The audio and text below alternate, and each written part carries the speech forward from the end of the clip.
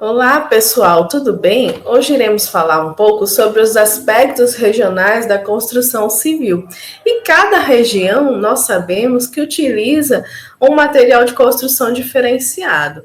E hoje iremos falar um pouquinho sobre o litoral norte, o agreste baiano. Em relação aos tipos e métodos de construção de alvenaria, temos a alvenaria estrutural, né, que a alvenaria estrutural é um sistema de construção em que as paredes aí da edificação fazem a junção estrutural, não sendo necessário o emprego aí de vigas e pilares para a sustentação do edifício, substituindo o método tradicional de concretagem. Então, a alvenaria do tipo estrutural se caracteriza pelo emprego de blocos de concreto ou cerâmicos, né, que sabemos, uma importância, uma característica muito importante da alvenaria de vedação estrutural é que pode ser armada em caso de edifícios mais altos ou não armadas para edifícios aí até 4 pavimentos. Qual é a vantagem dessa técnica? É a redução do consumo de formas de madeira, aço e concreto, maior rapidez na construção, custo reduzido em relação ao sistema convencional de vigas, pilares e lajes, facilidade no treinamento da mão de obra, maior organização no canteiro de obras. E as desvantagens dessa técnica, né? Temos que arquitetura e design restringidos pelo tamanho e formas aí dos blocos estruturais. E se a edificação for construída com alvenaria estrutural e deseja derrubar uma parede, tem que solicitar um engenheiro, né? Porque se for derrubar uma parede, pode atingir a estrutura. E a estrutura pode cair se a parede for retirada sem os devidos cuidados. E temos aí, em relação aos tipos e métodos de construção de alvenaria aí no litoral norte, no agreste baiano, muitas também no semiárido nordeste 2, né? A alvenaria de vedação, que ela não é dimensionada para suportar as cargas verticais, somente seu próprio peso. E a alvenaria de vedação é dividida entre interna e externa.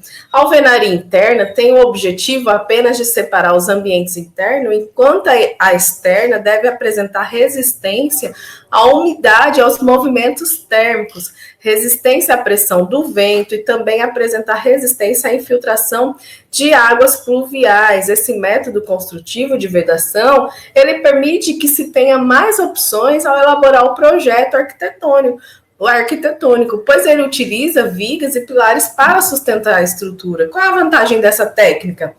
Maior durabilidade que qualquer outro tipo de material, grande disponibilidade de material e mão de obra, oferece versatilidade, flexibilidade, tem aceitação pelo cliente, é fácil de ser utilizado, tem baixo custo, né? E qual é a desvantagem desse tipo de material aí?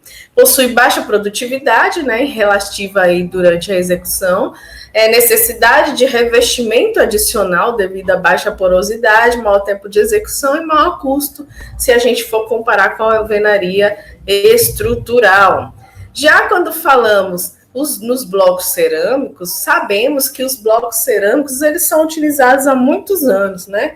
Mas somente com a evolução da tecnologia, nesses últimos anos, nessas últimas décadas, permitiu que os materiais aí, como os blocos cerâmicos, eles são leves, são resistentes, pudessem ser aprimorados para aplicação em outros setores da construção civil. Então, tem maior desempenho, maior conforto e economia, né, devido aos aspectos do avanço da tecnologia. Já a construção, sabemos aí, né, que no norte, no nordeste, né, ainda existem construções de taipa, mas não só aqui no Brasil, viu, gente? Temos em outros países aí também. Então, o exemplo aí da construção de taipa, né, a gente tem o taipa de mão, taipa de pilão aí, por exemplo, né? E aí o exemplo de taipa de mão, que também é chamada de pau a pique, taipa de sopapo, taipa de sebe, barra armado, né? Que aí é uma técnica que as paredes são armadas com madeira ou bambu e preenchidas com barra e fibra, e feita aí com a trama de madeira, o bambu, cipó, outro material para amarrar a trama, barro, água e fibra vegetal como capim ou palha. E aí a gente tem que o barro e a água, elas são amassadas com os pés e depois de amassado, misturada a fibra e a massa resultante é usada para preencher a trama. Já a taipa de pilão é uma técnica que consiste em comprimir a terra em formas de madeira no formato de uma grande caixa, onde o barro é socado, disposto em camadas, aproximadamente de 15 centímetros de altura, e aí eles são socados e quando atinge mais da metade da altura, recebe aí transversalmente pequenos paus roliços envolvidos em folhas, geralmente folhas de bananeira, produzindo aí orifícios cilíndricos para o formato de novas paredes. E essa técnica ela é utilizada para formar as paredes externas e as internas estruturais, né, que sobrecarregadas com pavimento superior ou com madeiramento do telhado. E o aprimoramento dessa técnica do manejo e o uso de equipamentos aí tecnológicos vem possibilitando construções modernas em taipa em vários países aí como Estados Unidos, Alemanha, Austrália, Nova Zelândia, o Chile. E esse desenvolvimento tem possibilitado grandes intervenções de conservação e restauração em construções históricas e também nas novas construções. A simplicidade, o baixo custo, a resistência, desde que bem isolada, né, faz com que a taipa ela seja aplicada ainda hoje em diversos tipos de edificações aqui no nosso país, aqui no Brasil, principalmente em regiões onde tem climas quentes e secos, com baixo índice de pluviosidade.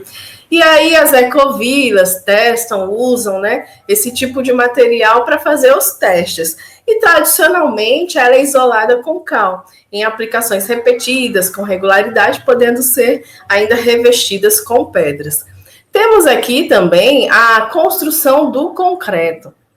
O concreto ou betão é o material mais utilizado na construção civil, composto por uma mistura de água, cimento ou agregados. Então, o cimento é o aglomerante do concreto que une os agregados. Estes podem ser agregados miúdos, que são as areias naturais ou artificiais, os agregados graúdos, que são as pedras britadas ou seixos. Associando esses materiais de diferentes maneiras, podemos ter uma pasta, uma nata ou calda, que é a mistura do cimento mais a água, a argamassa, que é a mistura da pasta mais o agregado miúdo, e o concreto, que é a argamassa mais o agregado graúdo. E a estas associações podem ser acrescidos aditivos e adições. Então, contrariando o que é comumente difundido, a adição de agregados, se maiores as dimensões, para compor o concreto, não tem a finalidade, apenas de diminuir o custo do seu volume unitário. As razões, além da redução do custo, são também os ganhos significativos relativos à sua funcionalidade e vida útil, uma vez que tais agregados garantem menos retração na cura, podendo ser 10 vezes menor que a retração apresentada pela pasta de cimento pura, evitando assim as fissurações e garantindo menor fluência, também podendo chegar a ser 10 vezes menor que a fluência apresentada pela pasta de cimento pura. Historicamente, a gente vê aí, se for lembrarmos, né, a história dos romanos, né, que eles foram os primeiros a usar uma espécie de concreto para assentar seus tijolos cerâmicos maciços. Eles utilizavam como cimento a pozolana natural e o cal. Embora o primeiro uso é muito antigo, o cimento e o concreto foram esquecidos por conta da ruralização da Europa e Idade Média. O material só veio a ser novamente desenvolvido e pesquisado no século XIX. O concreto simples possui uma razoável resistência à compressão, esmagamento, entretanto, uma baixa resistência à tração, cerca de 10% do valor de compressão. Como na maioria das estruturas é comumente se encontrar os dois tipos de esforços, o uso de concreto se dá normalmente junto com outro tipo de material, na maioria das vezes o aço carbono. O tipo de armadura empregada vai depender muito do que eu vou utilizar na minha construção. Então, usualmente, chama-se concreto armado, quando o aço é disposto nos locais aí apropriados, armadura passiva, né? Quando o aço colocado na estrutura sofre aplicação de um alongamento tracionado, antes ou depois de concretado, recebe o nome de concreto protendido.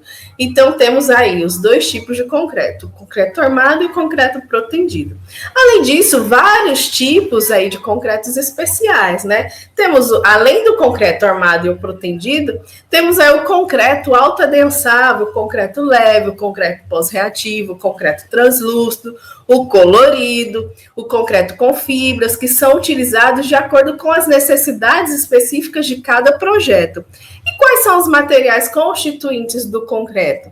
O aglomerante, que temos aí, que é o cimento, né? Nesse caso, a gente utiliza o cimento Portland, né? O agregado miúdo, que é o composto aí da areia natural ou artificial, pó de pedra, né? O pó de pedra beneficiado e o pó de pedra.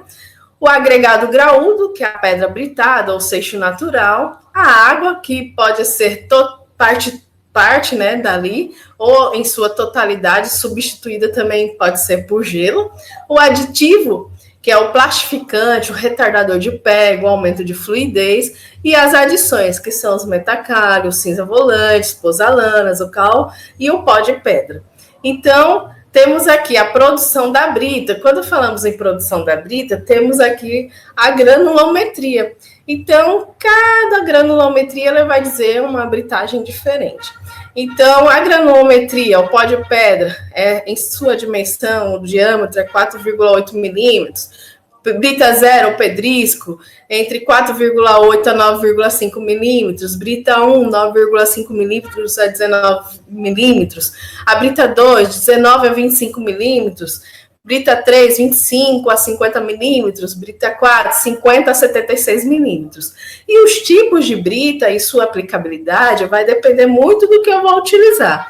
Do tipo de construção, do tipo que eu vou fazer na minha obra. Então, o pó de brita é muito utilizado nas usinas de asfaltos, em calçadas. A brita zero, ou pedrisco, é bastante empregada na fabricação de vigas e vigotas, lajes pré-moldadas, tubos, blocos de concreto intertravados, jateamentos, acabamentos em geral. A brita 1, ela é mais usada na construção civil, em colunas, vigas e lajes, mas atualmente ela é mais encontrada em concretos.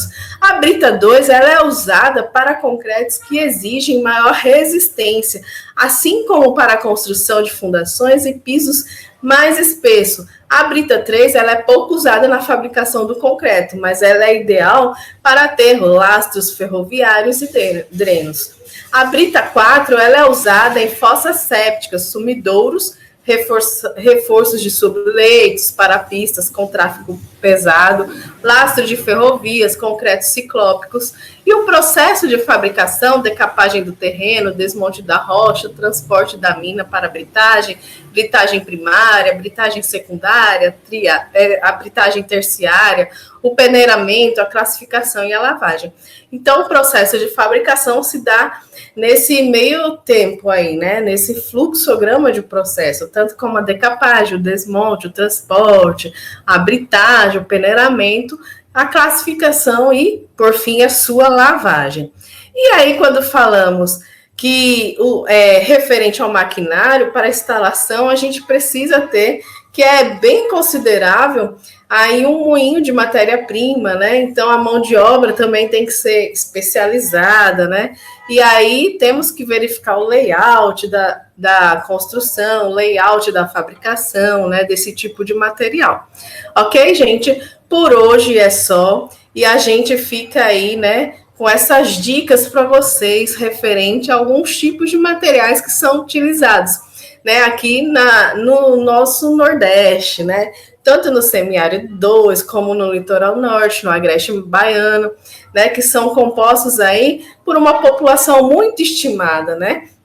Então, fica aqui um pouquinho a minha contribuição para vocês saberem o que esse território de identidade tem a ver geograficamente aí com a sua estrutura, com a sua economia, o que a economia aí adere, né, influencia no tipo de material.